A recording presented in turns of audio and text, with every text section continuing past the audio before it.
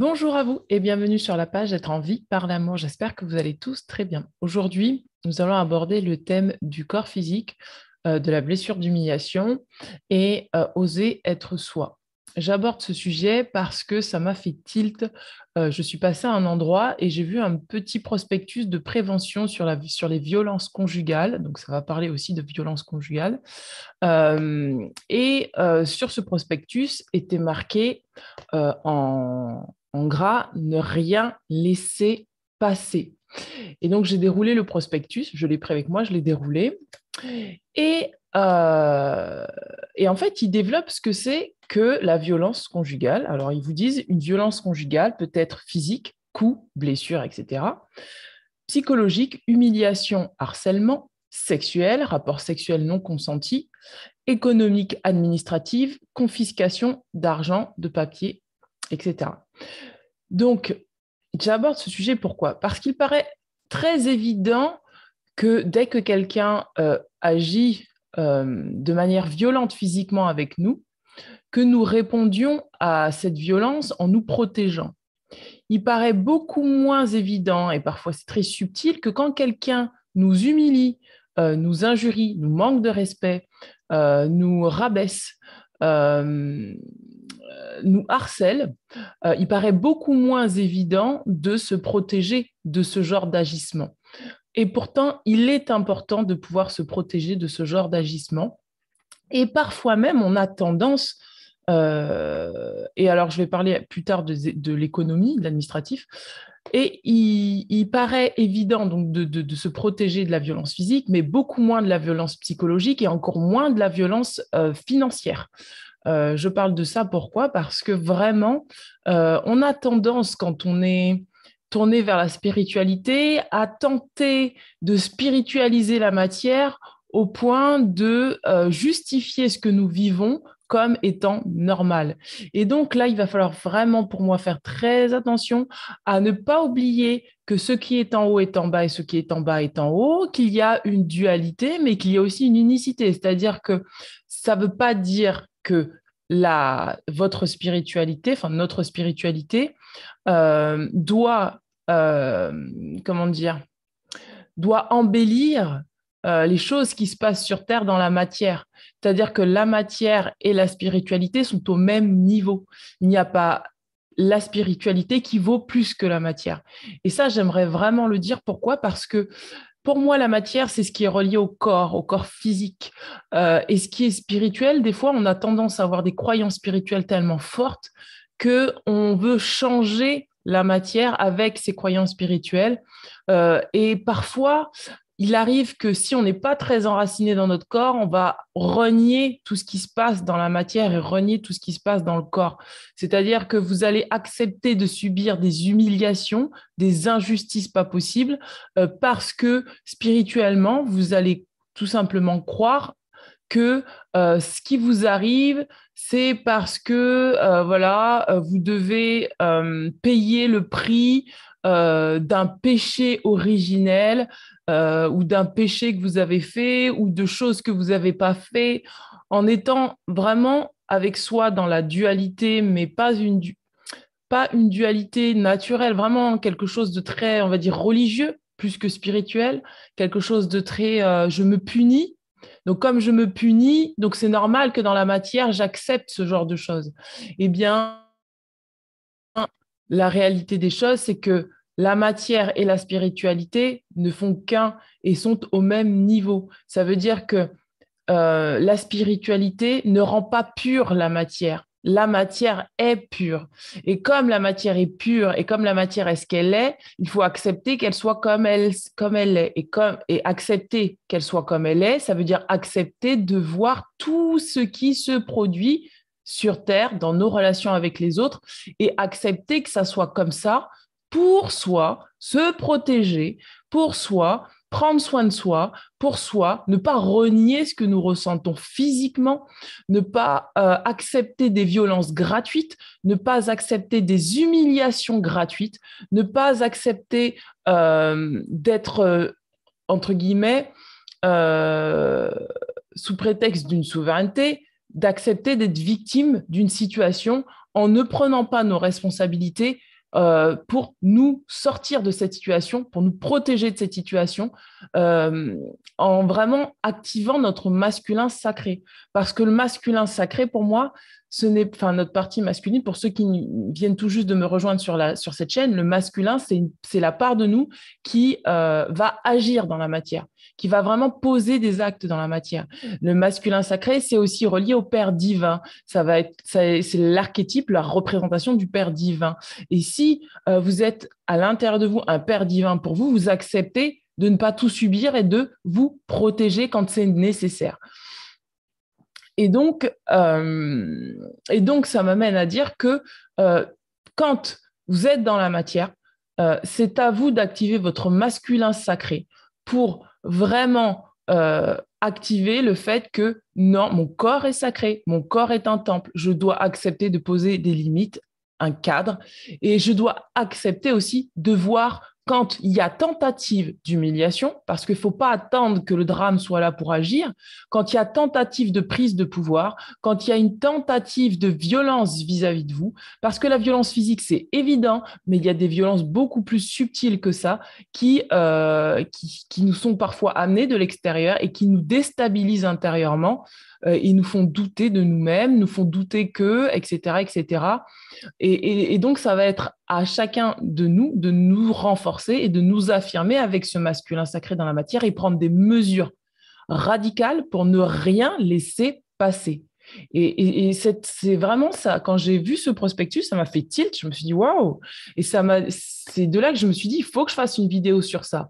Parce que je reçois des gens en consultation qui ne sont pas assez enracinés et qui se laissent faire et qui laissent tout passer, qui sont au travail avec des collègues et qui acceptent de faire le travail des autres tout en ayant un salaire qui est un salaire qui n'est pas correspondant à ce que eux font comme travail, c'est-à-dire qu'ils prennent beaucoup plus de responsabilités de certaines personnes, alors qu'elles ont le même salaire que les autres, mais elles prennent plus de responsabilités sans se rendre compte que c'est accepter soi de quelque part se punir, de quelque part se rabaisser, de quelque part ne pas prendre conscience de sa valeur. C'est prendre tout le temps la responsabilité de l'autre, c'est prendre une charge qui ne nous appartient pas et accepter d'être dans cette posture d'humiliation, de masochiste, inconsciemment, hein, tout ça, ça se passe inconsciemment, parce que souvent, ce sont des personnes qui sont très ouvertes, très gentilles, qui ne voient pas le mal, qui ont un cœur énorme, qui souvent ont tendance à donner des chances et des chances et encore une chance, et je te donne encore une chance et une chance et une chance. C'est la bonté infinie, mais au bout d'un moment, la vie, c'est un équilibre entre le donner et le recevoir, et à partir de ce moment-là, c'est à chacun, en fait, de prendre conscience que donner, donner, donner, au bout d'un moment, il y a des limites. Nous ne sommes pas là pour subir, nous ne sommes pas là pour prendre la responsabilité des autres dans leur vie parce qu'eux ne veulent pas la prendre. Et ça se passe sur tous les plans. Ça peut se passer sur le domaine financier, ça peut se passer sur le domaine relationnel, sentimental, ça peut se passer également sur le domaine sexuel. Et en fait, ça touche tous les domaines de vie. Mais vraiment, rappelez-vous et faites cette allusion. Est-ce qu'aujourd'hui, là, dans mon corps physique, j'accepterais qu'on me prenne et qu'on me donne des coups gratuitement? Est-ce que j'accepterais qu'on me taillade? Est-ce que j'accepterais qu'on fasse du mal à mon corps? Eh bien, c'est la même chose pour tout ce qui est de l'ordre de la psychologie. Est-ce que vous accepteriez là qu'on vous fasse de la violence psychologique et que vous resteriez là à encaisser cette violence sans rien dire? Même, je dirais, en disant oui, merci, je t'ouvre les bras, je te pardonne, parce que c'est aussi cette croyance qu'il y a derrière. C'est-à-dire que si aujourd'hui je punis mon corps en acceptant d'être dans le péché originel, comme ça a été beaucoup prôné dans la religion, j'ai le péché originel à l'intérieur de moi. Alors attendez, parce que il y a une nuance entre porter des mémoires transgénérationnelles, d'accord, savoir qu'on porte des mémoires transgénérationnelles, et porter le péché originel en se disant que nous n'avons pas le droit d'exister, que c'est déjà une chance si nous existons sur Terre parce qu'en fait, on ne mérite même pas d'être sur Terre. Il y a une grande différence. Alors, chacun croit ce qu'il veut, hein. Moi, je suis vraiment là pour exprimer ce que je ressens ici et maintenant et vraiment affirmer que il est important pour chaque individu de prendre sa place, de garder sa place et de ne pas la céder à d'autres qui voudraient prendre, entre guillemets, un certain pouvoir sur soi. Et donc, par justement ces croyances-là, on a la capacité, certaines personnes ont la capacité de vous faire croire que vous êtes moins que rien, que vous êtes minable, que ce que vous valez, en fait, c'est déjà une chance que vous soyez là. C'est déjà une chance que vous puissiez être là. Et donc, ça va être à vous de vous affirmer en disant, je ne laisse personne rentrer dans mon territoire pour s'autoriser à titiller mes blessures d'humiliation et je n'accepte pas, moi, de servir de punching ball à cette personne si elle est en incapacité, et en fait, quelle que soit la raison, en fait, mais je précise, si elle est en incapacité de prendre ses propres responsabilités et de s'affirmer dans son estime d'elle-même, d'accord? Et ça veut dire quoi? Ça veut dire que le pardon, oui, mais le pardon, il est d'abord pour soi, il n'est pas pour les autres, hein. On se pardonne soi d'abord pour ne pas retourner dans des situations du passé, retourner dans des situations qui sont toxiques, parce que clairement, c'est de la toxicité.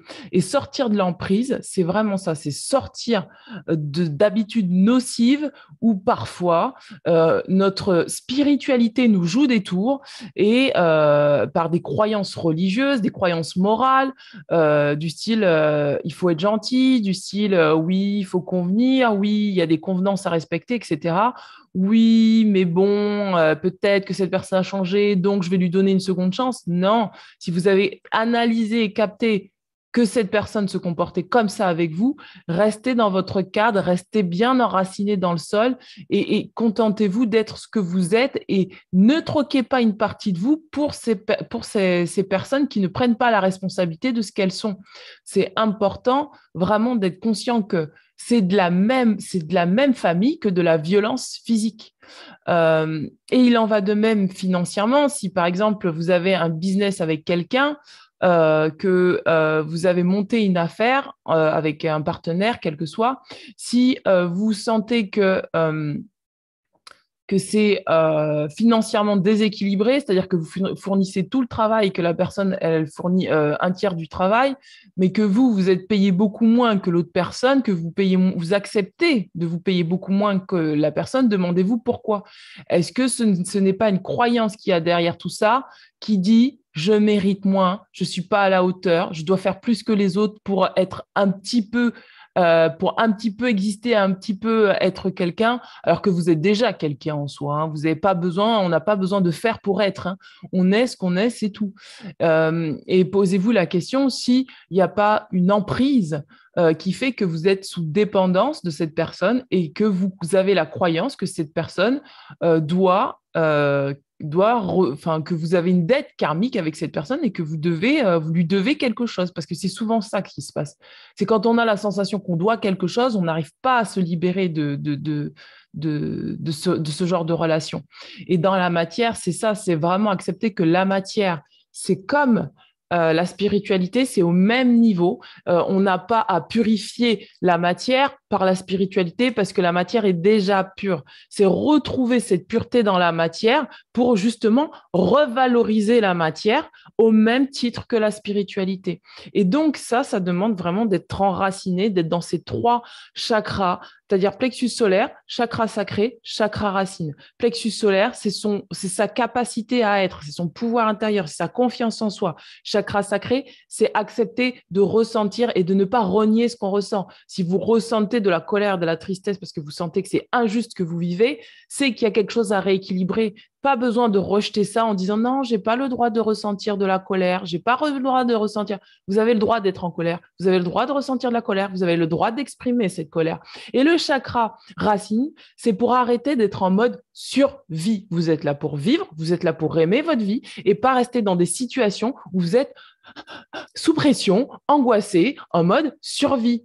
D'accord? Et si en face de vous, vous avez des choses dans la matière qui vous mettent en mode survie, ça va être à vous de retrouver cette sécurité intérieure, de retrouver votre assise bien posée dans le sol, retrouver vraiment votre bassin bien dans le sol et dire, quoi qu'il arrive, je vais agir pour me protéger, parce que si on tente de me mettre en mode survie, je ne suis pas là pour être en mode survie, je suis là pour être en mode vie. Et donc, j'active ce masculin sacré en mode vie, pas en mode survie. Le mode survie, c'est tout ce qui va être dirigé avec ce masculin archaïque qui va être de la peur. C'est-à-dire, j'ai peur de m'affirmer, j'ai peur de me protéger, j'ai peur d'entreprendre ce qu'il faut dans la matière pour être mieux. J'ai peur, j'ai peur, j'ai peur, j'ai peur d'un tel, j'ai peur. Non, vous allez accepter de faire comme vous êtes, ce que vous êtes. Et ce que vous êtes, c'est un être complet, un être parfait, tel que vous êtes dans la matière. Votre corps, il est sur Terre, il a le droit d'être sur Terre, il a le droit d'exister. Qu'on vous voit pas, ce n'est pas un problème. Vous avez le droit d'être ce que vous êtes, vous avez le droit de vous exprimer tel que vous êtes. Et donc, ça demande vraiment de prendre conscience vraiment, j'insiste, sur les violences psychologiques, les violences sexuelles et les violences financières qu'on vous fait. Et les violences financières qu'on vous fait, bon, je ne vais pas m'étaler là-dessus parce que ça dépendra de chacun, de la manière dont chacun voit ça. Mais voilà, je ne vais pas m'étaler là-dessus, mais je vais vous laisser réfléchir personnellement sur quel type de violence financière quel type de violence financière nous acceptons dans la société, quel type de violence financière nous acceptons de nourrir dans la société. D'accord? C'est à chacun de voir comme il veut. Chacun a son porte-monnaie, chacun le gère comme il veut. Donc, voilà. J'aimerais quand même faire un peu de prévention parce que ce truc-là m'a fait tilt et je me suis dit autant que j'utilise ma chaîne voilà, pour promouvoir ça, pour inciter vraiment les personnes qui sont victimes de violences conjugales à ne pas rester dans ce type de relation, vraiment à s'affirmer et à ne pas hésiter vraiment à activer leur masculin intérieur pour s'actionner, pour se protéger parce que vraiment, n'utilisez pas des stratégies religieuses ou spirituelles au New Age pour cautionner une relation qui est dysfonctionnelle, voire même toxique, et qui atteint à votre corps physique, qui atteint à votre bien-être et qui atteint à votre intégrité physique, à votre dignité d'être humain. C'est important. Donc, je vais vous lire rapidement ce qui a marqué sur ce petit prospectus du ministère de l'Intérieur. Donc, il est dit une violence conjugale peut être physique, coup, blessure, psychologique, humiliation, harcèlement, sexuel, rapport sexuel non consenti. C'est pareil, le nombre de femmes que j'entends qui me disent j'avais pas envie, mais bon, pour lui faire plaisir, je l'ai fait. Mon Dieu, mais votre valeur, vous n'avez pas envie, vous dites non. Et puis, si l'autre ne comprend pas, eh ben, c'est son problème. Il y a d'autres systèmes qui existent. Il y a la masturbation. Si la personne vraiment a une envie pressante, elle a sa main, elle a qu'à se débrouiller. Je suis désolée, mais enfin voilà. Économique, administrative, confiscation d'argent, papier, pareil. Si vous êtes avec un conjoint ou une conjointe qui vous empêche d'avoir vos papiers, d'accéder à des papiers qui sont importants pour vous, qui vous séquestre, qui veut pas que vous ayez que vous ayez vos papiers administratifs parce que quelque part, voilà, quand on est dans la société, qu'on a des papiers administratifs, on est un peu plus libre, on peut faire un peu plus ce qu'on veut. Mais voilà, si vous êtes dans une relation où vous empêche d'avoir vos papiers ou qu'on empêche à vos enfants d'avoir des papiers administratifs qui vous sont utiles, sortez de cette violence, osez parler, osez le dire. Alors, cette brochure dit comment vous protéger. 1. En parler autour de vous. 2. Mémodevie.org, je vais vous mettre ça en dessous de la vidéo. Le téléphone. Bracelet anti-rapprochement, l'ordonnance de protection, dispositif d'éloignement. Et donc, ne rien laisser passer. Donc, on vous donne quelle aide. Donc, je vais vous mettre tout ça. En fait, je vais vous mettre tout ça après la vidéo, comme ça sera plus simple. Il y a le CIDFF, l'association d'aide aux victimes, et le 3919, arrêtons les violences. Tenez, je vais vous montrer rapidement. Pour les personnes qui vraiment sont dans des difficultés comme ça, mais vraiment ne laissez rien passer, mes amis. Je vais vous mettre ça. De toute façon, je vais faire la photo et je vais vous la mettre en fin de vidéo pour que vous puissiez noter tout ce qu'il y a à noter. Et vraiment, si vous êtes victime de ce genre de violence, d'accord, même la violence psychologique, ne rabaissez pas la violence psychologique. Ne vous dites pas, c'est pas grave. Ne vous dites pas, c'est pas grave. Vous êtes un être humain et vous avez le droit à la dignité humaine. Et donc, ne laissez pas des croyances voilà, spirituelles, culturelles, voilà, toutes ces croyances-là qu'on entretient parce que voilà, on a été éduqués comme ça et pour nous, c'est pas grave. Mais en fait, si, c'est grave, en fait. Si, c'est une question de dignité.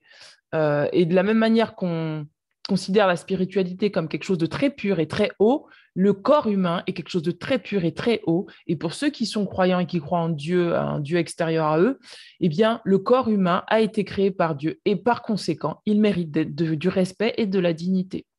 Voilà, mes amis. Donc, je vous dis à très bientôt. N'hésitez pas à me contacter si vous avez besoin d'une lecture de carte ou d'un soin énergétique ou une séance de coaching. Je me tiens à votre disposition.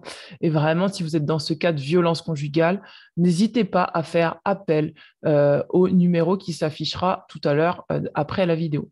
Voilà, à très bientôt. Ciao, ciao.